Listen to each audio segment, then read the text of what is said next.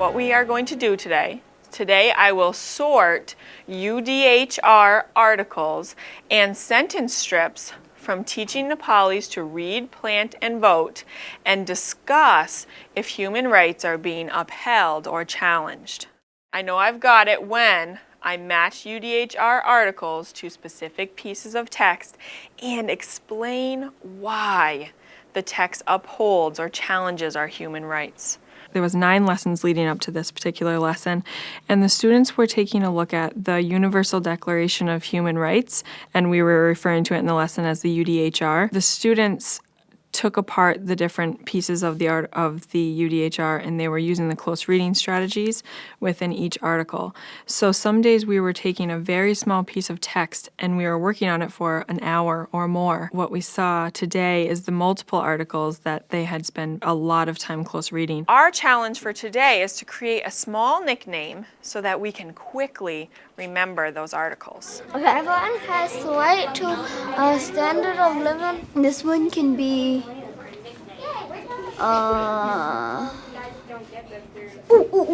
I got one. Proper living, proper housing. So a nickname would be like everyone has the right to free jobs or whatever. I don't know. I'm trying to think. Right employment. I think that one. Education shall be equally accessible to all on the basis of need. So what would it be? Available education. So instead of Article 26, it's available education. It has been very interesting for the students to start taking pieces of knowledge that they're gaining from text, especially these challenging, difficult texts that are in many cases above the students' levels. They have gained so much more confidence from what they're doing, and they're able to take a piece of text and prove to me their answer, and they're working really hard. I'm going to give you guys 1 minute in your team, and I'd like you to take a look at these sentence strips. And I would like to know, where have we seen these before? And why are they important? We highlighted them in the passage because they relate to the human rights and they're important. The little paragraphs that we highlighted and that has something to do with human rights, and they're in shorter things. So in your teams, I'm going to let you guys organize these strips and match them together.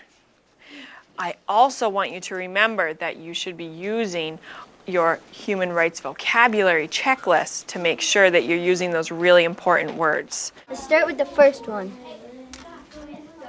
So which one does it go with? After talking with the villagers, they decided to buy goats for the 10 poorest families.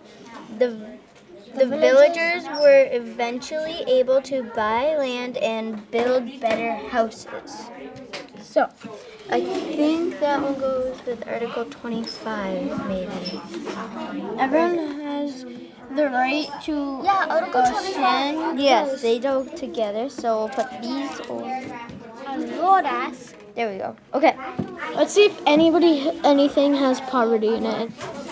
You're endowed with reason and conscience and should act towards one another in spirit of brotherhood. That one could go with that. Yeah. Because in spirit of brotherhood could go with because they helped They them. lift them out of poverty. The shift for text-based answers I've found, especially over the past couple of years with implementing Common Core, again and again we're seeing this word evidence, and the students are having to find specific evidence to support their thinking. Where did you find that, and what does that tell us? They can answer questions using the evidence, and they really have been using it within their writing and answers. This one is in upholding because she's giving them a health center, so it's proper medical care. Okay, so that go here? That would go right there. No one shall be shall liberate. I don't know either. Maybe we should ask Miss Callahan. Yes, Miss ma'am? Callahan, there is a word that we can. What's that one?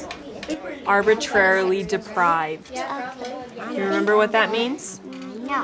When we talked, It means like taken away. it can't be taken away from you. That's exactly what it means.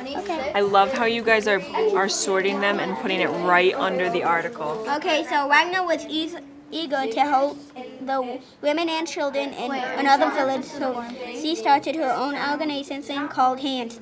Wagner's organization built a health center. Everyone has the right to own property. Okay, is there Okay, any so we property need ones? property. no, I no, do no. have one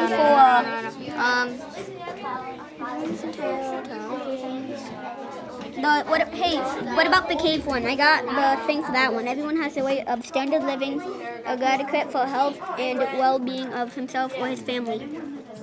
So, what's the name of this? 25.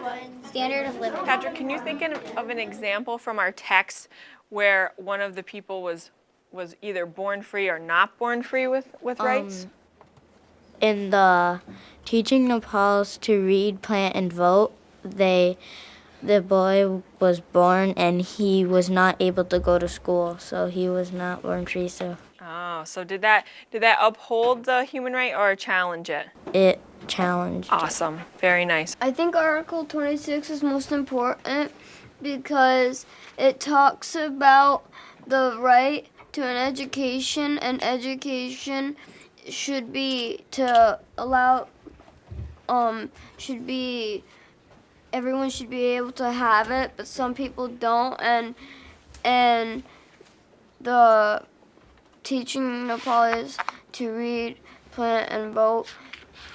Sometimes it's more difficult to implement these lessons and to plan for them, but I really think it's worth it in the end, and the work really shows through. They didn't get to go, they didn't have an education because the